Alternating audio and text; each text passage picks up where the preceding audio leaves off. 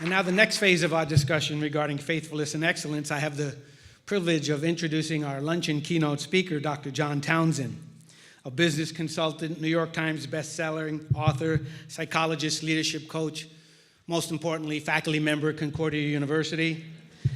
He co-hosts the nationally syndicated talk show New Life Live and has written and co-authored 30 books selling 10 million copies, including the best-selling Boundaries and the Entitlement Cure. I'm sure many of you are familiar with his great work. 2015 Book of the Year finalist. So in 2017, John became part of the Concordia University family when he launched the Townsend Institute at Concordia University, bringing 2 new master's programs, counseling and organizational leadership, and 3 certificates in this field, as well as executive coaching. So we've been really blessed to have John here. He hails from North Carolina. Don't hold that against him. Also, if you're out and about the bar scenes on the weekends, you might see him in his band called Rock Tango. So he's a vocalist, and he plays the guitar and the keyboard. So you might look twice, but it's going to be Dr. John Townsend. So with that, please join me in Here's Johnny.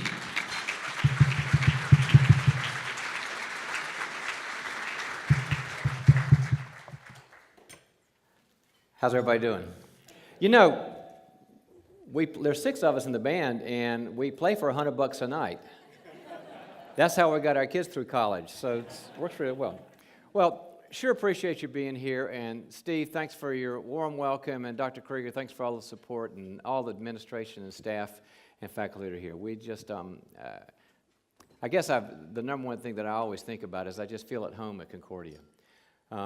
It's been a place where ideas are open, where there's great integrity, great allegiance to the Scripture, and excellence is a big part of it. So I just love what I've learned here, too. And the fact that Dr. Krieger has a whole closet full of wine even makes it better for me. So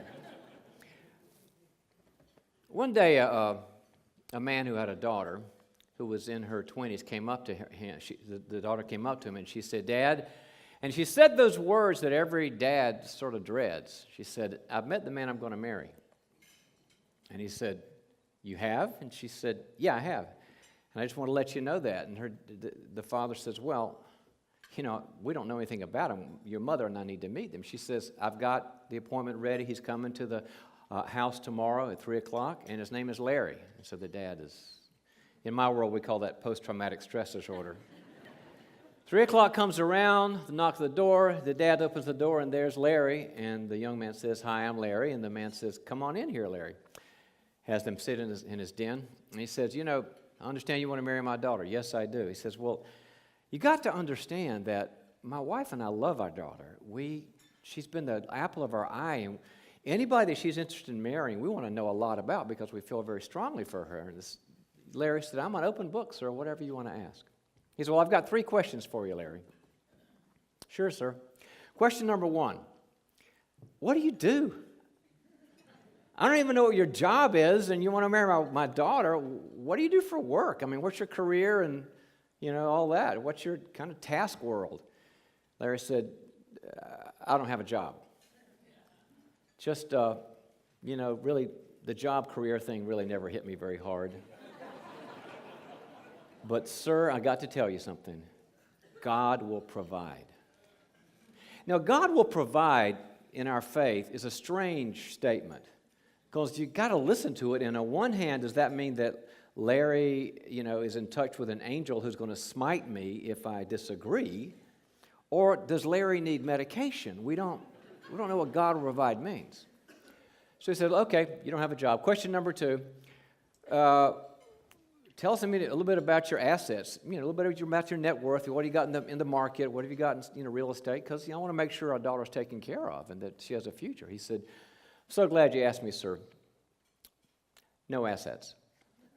I got nothing. No real estate, no bonds, none of that. Just never was into that. But God will provide." Well, now the father's starting to sweat a little bit. This is not going great. He said, "Third and last question, Larry. What are your goals, dreams, and aspirations?" because we want somebody that's going in a direction, that's got a trend line, that's going to go make something of themselves to bring her with that and to her to have her own mission in life too. Goals, dreams, and aspirations. And Larry says, funny you should ask.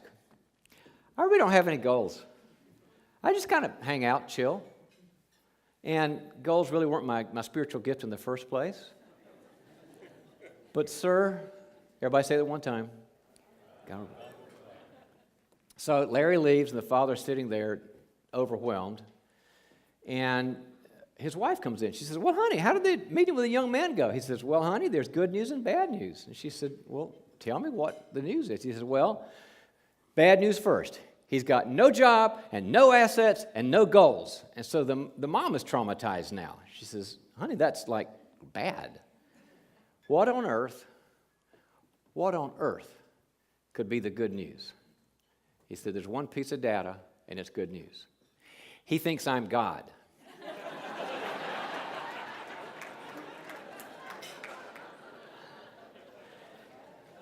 Now, for some of you, there's kind of an autobiographical part going on. We won't go into that. But it kind of illustrates something which has to do with being clear about what you have and what you know and who you are, not being clear. As Steve said, I've written a lot of books on the topic of boundaries for anybody from family to leaders. And I'm going to give you some skills on boundaries. But before I do that, I want to ask you a little misery question. 2 questions, really quick. Number 1, think about the last time that you avoided a tough talk with somebody in your business, maybe at home too, but certainly in your business. That conversation that you sort of needed to have because there was a performance problem or attitude problem, relationship problem, but you avoided it for whatever reason, kicked the can down the road. And what did that cost you to avoid that conversation? Question number 1. Question number 2, ask yourself, when's the last time that you said yes to something, when somebody wanted your time or money or resource or energy or whatever, and you knew you didn't have it to offer, but you said yes anyway, and what that cost you? So when did you avoid it, and when did you say yes when you meant no? And I like interactional things, and so I'd like for just a few people just to kind of shout out what it cost them, but I realize you don't always know each other. So all you have to say is, I have a friend, and it cost them a lot. And then you take notes on my talk, and you can bring this to your friend, and you can really help your friend who struggles in this area. Okay, so what did it cost? What's it cost when we do those things? Time. Lots of time. Great. What else? Energy. You get power drains. Great. What else? Things don't get better, they get worse. One more. Trout. Oh, morale. Oh, morale and trust is trout. Okay. Absolutely. Morale drops, engagement drops. You read Gallup, and engagement's dropping to 40% in the country because of these issues.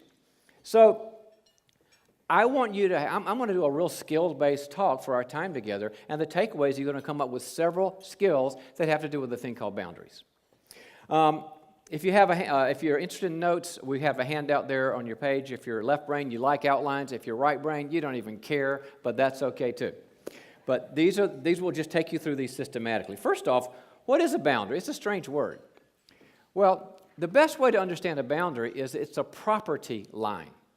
It's a line you draw in the sand of what you are responsible for and what you're not responsible for, a property line. For example, Solomon says in Proverbs chapter 4:23, he says, guard your heart, for from it flow the well springs of life. Guard your heart. Put a boundary around your heart, yourself, your assets, who you are, your time, your money, your energy. Guard your heart, for from it flow the well springs of life.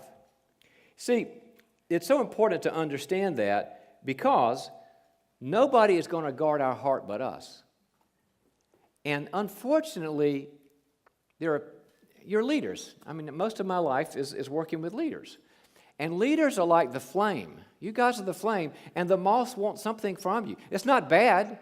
They want your time or your expertise or your encouragement or your mentoring, your guidance, your direction. They want you to be on boards. They want you to be... There's nothing wrong with that. But the problem is, nobody's going to guard that but you. I have a coaching and consulting services company, and we deliver the same services that Steve mentioned that we're training at the Townsend Institute. We're training masters in organizational leadership and coaches and consultants with the skills that I use in our company.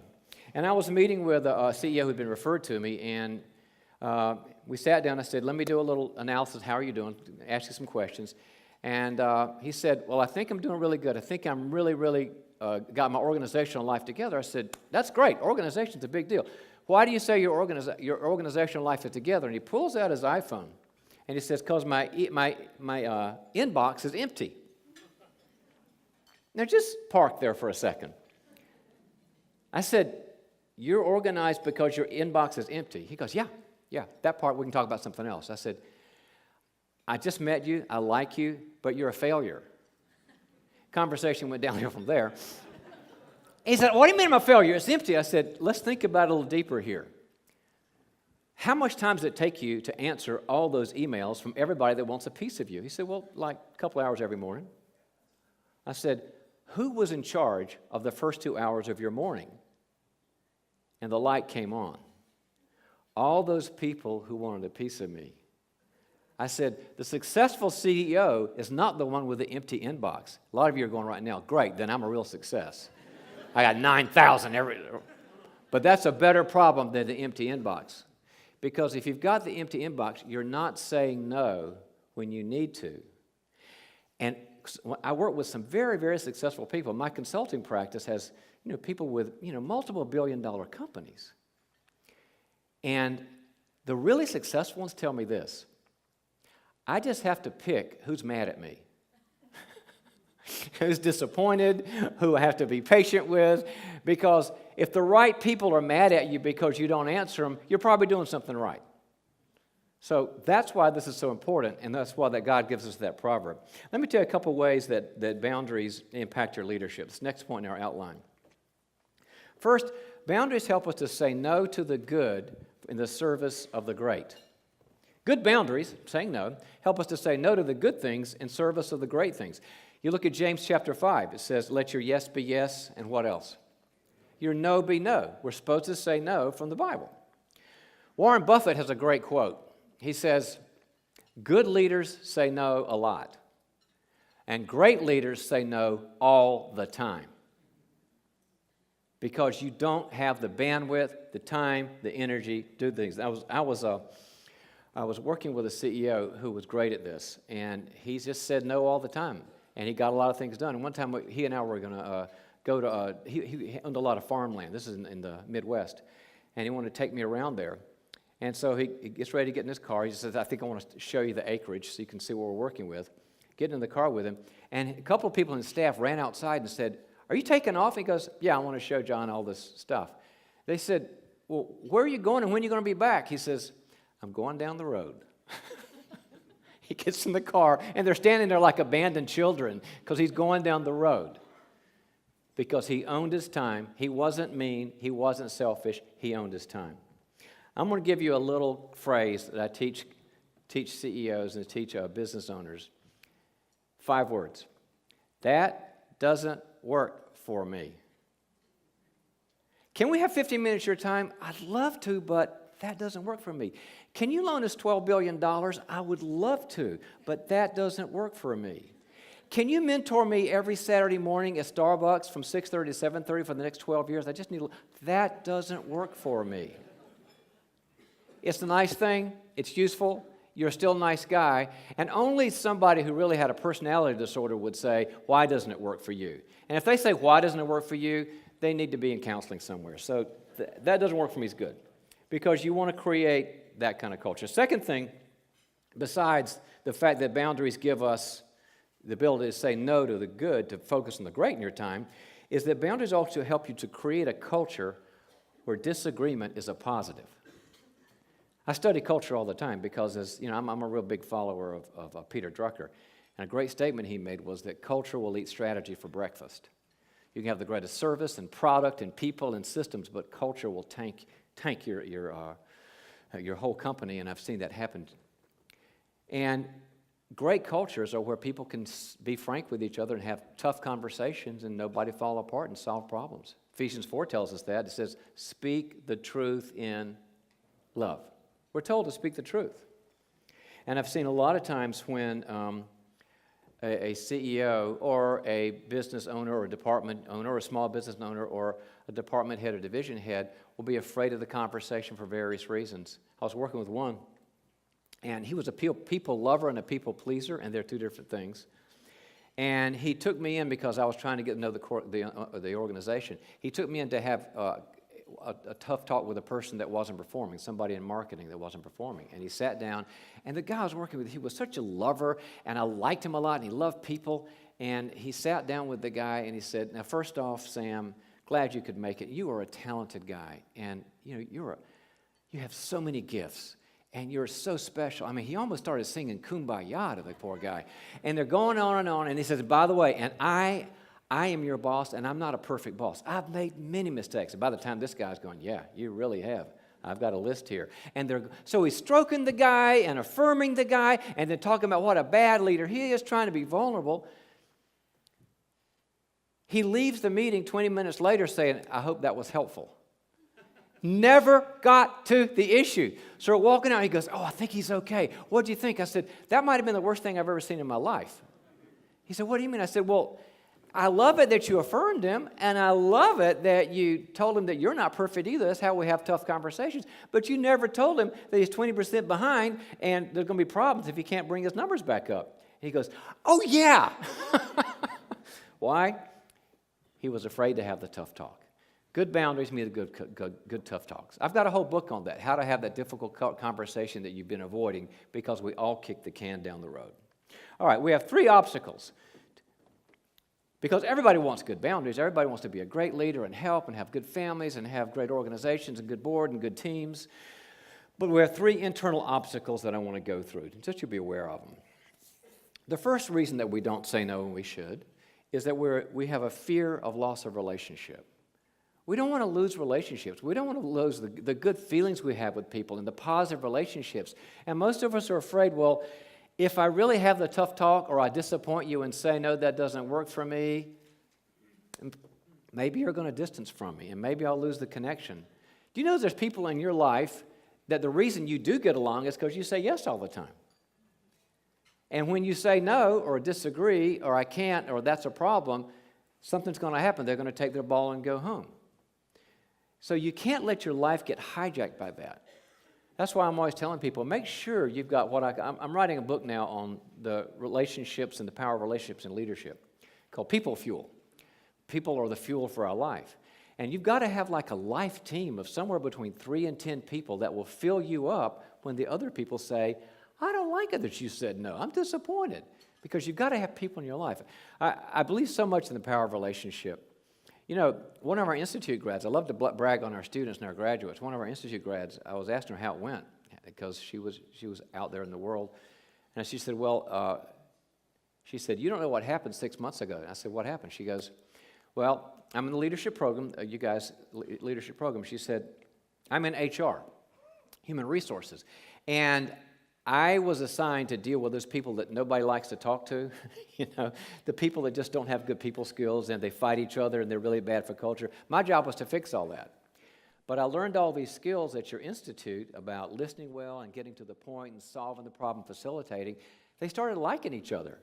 And my boss came up to me and said, are you the one that fixed those lunatics? And she said, yeah. He said, where'd you learn this? She told him about the institute. He said, nobody's been able to fix these people before. He said, I'm taking care of all of your tuition. Because he saw the value of healthy relationships in culture and the value of having a structured approach to being able to solve relational problems. That's how relational God made us. We've got to make sure we've got supportive people around us. So first fear you got to deal with is your fear that you'll lose relationship. The second one is called conflict avoidance. And what I mean by conflict avoidance is that none of us really got good training on how to handle somebody when they're mad or angry or blowing up or having a temper tantrum or a meltdown. I mean, think about your 3-year-old kid in a 30-year-old body. It's not fun when somebody, amps up and this sort of thing. And we don't get really good training on how to handle mad people, so we never have the talk because they might get upset. And we walk on eggshells around the person. I always ask people, you got a training on relationships somewhere, and you got your training in business on conflict somewhere. And I think it happened when we were 8 years old at the Sunday evening dinner table. That's when we learned how to handle conflict and anger and disagreement. Because you learned something. It might have been not the healthiest or the most optimal, but you learned something when you're 8 years old at the dinner table, when somebody gets mad or disagrees. So just a few of you, shout out, what did you learn about conflict when you're the little guy and there's all these big people around you? What would your friends say? Your friends say about conflict?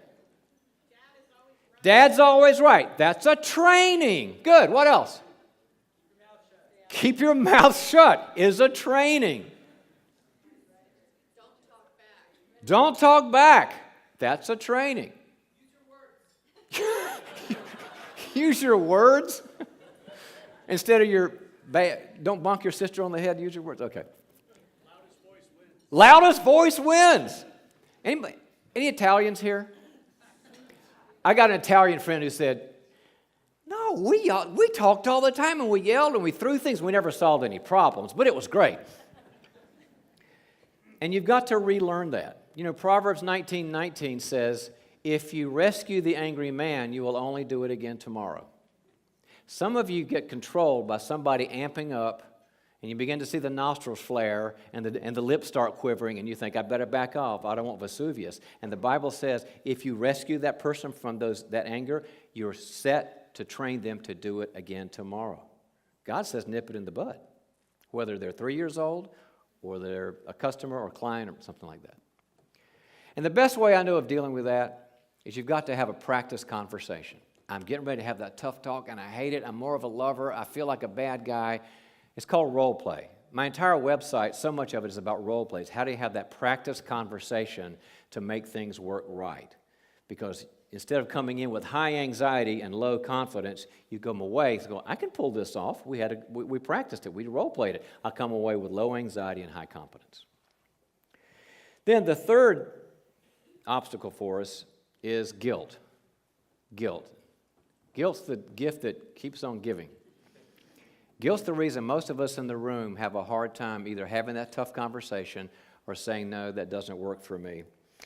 And here's the problem with guilt. We shouldn't be hurtful because people are always worried about, I don't want to dishearten a key employee. I want to keep them motivated. I don't want to burst their balloon because I need them to be excited about what they're doing here. So you understand that. You got to keep your people motivated. But there's a term, most of what I study now is neuroscience and how leadership and neuroscience work, because neuroscience is kind of where you find out that the Bible was right in the first place. All the robust neuroscience studies, especially those in leadership and motivation, are now, every good study proves that the Bible has all the answers about relationships, about challenges, about success, solving problems, optimizing life, families and businesses. That's another reason I love Concordia, because it's biblically based. And neuroscience just finally says to the world, and the secular world, God gets the credit here. That's why I love this stuff. We found out a thing called resiliency in our brains. Resiliency. Now, anybody been watching the Olympics this last week? It's, great stuff happening. And when you see those, my favorite is the stories. Their past stories, how they got to where they got. And you find out about resiliency. Now, what does the word resiliency mean with an athlete who falls and stumbles and fails and has struggles? What does resiliency mean? They get back up and they get back on the horse again, and all of a sudden they get to a higher level. Well, our brains were made resilient. Our brains were made so that God made it this way, so that if somebody tells me something I don't want to hear, or it's disruptive for me, or disturbing for me, or it's not how I see myself, I feel bad for a while. But then I bounce back and I do better. And we have to understand as leaders, people aren't that fragile. Now, there are fragile people in the world. There are people, I'm a psychologist. I've dealt with many, many really fragile people. 90-some% of your client base, your customer base, and your employee base are not fragile. They're just upset. And you got to make a distinction in your head between upset and fragile. Upset means they're bummed out. I'll go talk to them tomorrow and see how they're doing, and they'll be back at work, and they'll probably learn something. Fragile means They may not be able to get out of bed for a week. Fragile means they may not be able to work. That's really fragile. And a lot of us are way too careful, not about, making somebody, destroying somebody's life, but speaking the truth in love to a healthy person is a resilient act. And you owe that to people. In fact, I believe when you have that talk and you start to feel guilty, you got to remember, for me to have that talk, I'm showing them respect. I'm showing them, I know you can handle the truth. I'm showing them, you're a grown-up, you can handle it. So watch out for the guilt thing that says everybody's fragile. They're not. And the ones that are, it'd be a different problem. All right, let me give you a few skills, because like I said, I gave you the 5 words and the mantra and all that. Let me just give you a few that are very practical to help you have really great boundaries as a leader. The first one is, anybody know what the difference between a sin of commission and a sin of omission is? Okay, commission is where you do something that you shouldn't do, right? Omission is where you neglect to do something you should do, right? Monitor your lies of omission. Monitor for 2 weeks every time you didn't speak up when you should have said something. I did that for myself because, I was writing the book, so I got to say what I do, right? I'm trying to preach this stuff. And I thought, I'm an honest person. So I wrote the book with Henry Cloud before we had iPhones. I wrote it before there was an internet, actually. I was 10 years old when I wrote the book.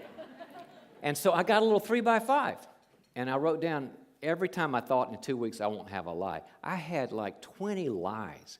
I was a dirty, rotten liar. People would say, is everything okay? I'd go, yeah, it's great. Lie. People would say, are we okay? I'd say, yeah, you and I are, we're copacetic. Lie. Lies of omission. And you got to have a little disruption inside to realize, I really don't speak up when I should, and I'm running things. I'm running the business. I'm running the division. I'm running the department. I'm running the board. I'm running the team. So disrupt yourself a little bit and look at all the ways you don't speak up when you need to speak up. The second one, say the word no at least 3 times a day for about a month. About 3 times a day. Did you want cream with that? No, I don't want cream with that. No, that's mean. Don't do that. But what we found out in culture in high-performing companies, really well-performing, running companies that have highly motivated, engaged people as well as they're really killing it on the numbers and the metrics, is for them, no is normalized culturally. It's normalized. It's not like everything's great, everything's gravy. Oh, once a month the boss blows up and says, I'm bugged with you guys. It's normal. But you've got to train yourself because by nature, we're sort of a yes. God's that way. God wants to say yes, but we have to say no. If anybody said, oh, I wake up in the morning, I can't wait to say no to people, that's a problem. That's a personality disorder. We all want to engage and empower and structure and get roles clarified and get to the mission, but you've got to make no a normal thing. And what happens, the great thing that happens, because I work with teams a lot, is that when you at the top start saying no and normalizing that and nobody gets hurt and nobody, flips out, it begins to trickle down to the next level and the next level, the next level. Guess what you've got? Now you have a truth-centric culture, and that's a good thing, where people can have a hard talk and disagree and still be friends and still work things out. But it's got to start with you. The next one is begin to commit to nipping the problems in the bud. If it's a financial problem, if it's a marketing problem, a sales problem, if it's a problem in front office or back office, if it's a financial problem, if it's a problem in culture or teams or leadership, begin nipping them in the bud. Sometimes because we're so busy as leaders, we think, it's not that big a priority. And I promise you, if you're not saying no and saying we got to have the hard talk and bring everybody in, it's the old law of entropy, second law of thermodynamics. Over time, when there's no intervention, things get worse and worse and worse. I can tell you, when my wife Barbie and I would go on vacations with our kids, every now and then we'd forget to take the broccoli and the cauliflower out of the crisper. Just didn't do it. And I would hope after 10 days and get back home that the broccoli and cauliflower, without any intervention, would take care of themselves, dispose themselves, turn themselves into molecular jelly and be okay. Guess what happened? Got worse. We walked in the house and go, who forgot it? Because it had metastasized, it had blown up. That's the way these problems do. So commit yourself. I'm not going to wait until these problems become felonies. I'm going to go after these problems when they're misdemeanors, when they're little, when they're fixable. They don't take awful times of firing people and restructuring, spending lots of money. I'm going to nip them in the bud. The great leaders with the great boundaries are always scanning, not in a mean way, but they're scanning to say, there's some misdemeanors that I want to deal with. Well, those are sort of the principles. It's just how it affects leadership. And I've just seen a million times how the principles work. They work in businesses and in organizations and actually in families because God works that way. God has the greatest boundaries in the world. He says in Isaiah, my ways are not your ways, and my thoughts are not your thoughts. I'm different than you. And yet he loves unreservedly. But just don't ever think, because you love your people, that you're supposed to enable your people.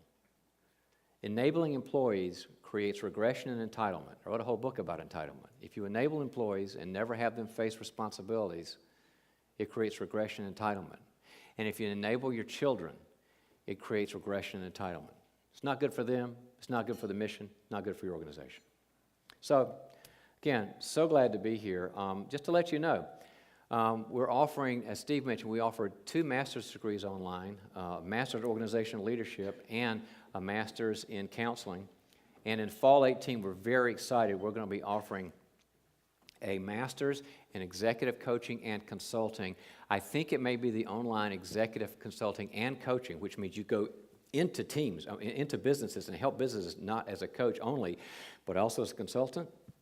We think it's the only one in the country. We're starting that. It's going to be our 3rd master. Very excited about the support and partnership of Concordia here. You can also get credentials if you don't want a degree. And I want to speak to you guys that are in business is, you might just we want to have some conversations with you because what we really like is finding a business that believes in, the kind of like healthy faith, healthy high-performing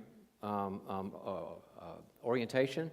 And you might want to make what we're doing at the Townsend Institute part of your HR department, where people can get online and cherry pick courses that matter to them, like some of our courses in leadership, or in strategy, or systems, or culture. Given your situation, we may be able to arrange for some kind of a discount for employees of the company. And so we're always looking for ways we can partner because the material translates to people that may not want a degree, may not need a degree, but they may want to get the content and the skills, and we're highly, highly skills-based. So it's kind of one of those things that if a person wants a career, we've got it for them. But if they just want to say, I've got my career in place, but I need the skills, we would love to talk to you. I'll be out in that back lobby after we're done this afternoon and be answering questions about that. But let me just close with this. I cannot imagine what things would have been like if Concordia and I had not partnered. I feel so great that I'm around a bunch of people that have known and loved Concordia many, many years longer than I have, and how lucky I feel to be here. And the fact that I only live 10 minutes away from the campus is irrelevant. All right, God bless you guys.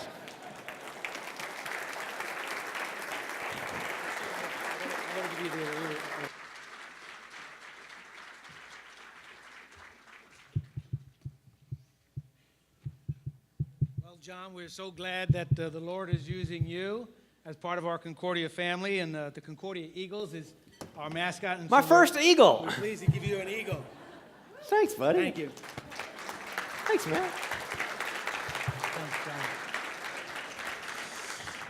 Of course, all of our faculty are as gifted as John is, but they just haven't written 30 books. They're a little busy. So I hope you've enjoyed this event as much as we have today. I hope you found it encouraging, stimulating, and I'll just close with a passage from John 15, the words of Jesus that said, as the Father has loved me, so I have loved you. Now remain in my love. If you obey my commands, you will remain in my love, just as I have obeyed my Father's command and remain in his love. I have told you this, so that my joy may be in you and that your joy may be complete. May your joy be complete today. Thank you for coming. Blessings.